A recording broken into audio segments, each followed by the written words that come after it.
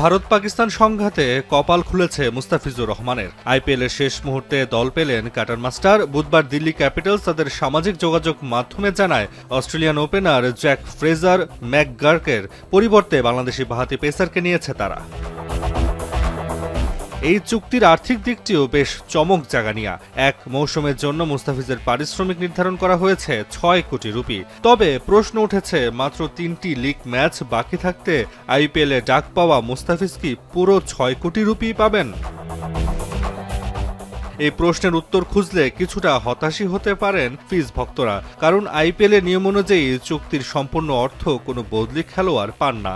IPL নীতিমালা অনুযায়ী বদলি ক্রিকেটারদের পারিশ্রমিক মূল চুক্তি অনুযায়ী নির্ধারিত অর্থের চেয়ে বেশি হতে পারে না, এবং তার দলে যুক্ত হওয়ার আগে যতগুলো ম্যাচ হয়ে গেছে সেই অনুপাতে অর্থ কেটে রাখা হয়। অর্থাৎ মুস্তাফিজ পুরো মৌসুমের জন্য চুক্তিবদ্ধ হলেও তিনি খেলতে পারবেন কেবল শেষের কয়েকটি ম্যাচ। তাই তার আয় নির্ধারিত হবে ম্যাচ অনুপাতে। তবে এতটুকু বলা যায়, আইপিএলের ইতিহাসে এটাই বাংলাদেশের কোনো ক্রিকেটারের জন্য সর্বোচ্চ পারিশ্রমিক। এছাড়া দিল্লি চাইলেই বাঁহাতি পেসারকে পরের সিজনের জন্য রিটেন করতে পারবে না, কারণ আইপিএলের সাময়িক পরিবর্তন হওয়া ক্রিকেটারকে ধরে রাখতে পারে না ফ্র্যাঞ্চাইজি।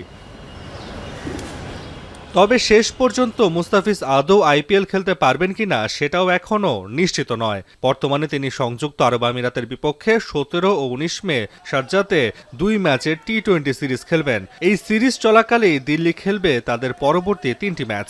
তবে প্লে অফে ওঠার সম্ভাবনাও আছে দলটির, তাই মুস্তাফিজকে এখনই দলে পেতে আগ্রহী দিল্লি ক্যাপিটালস।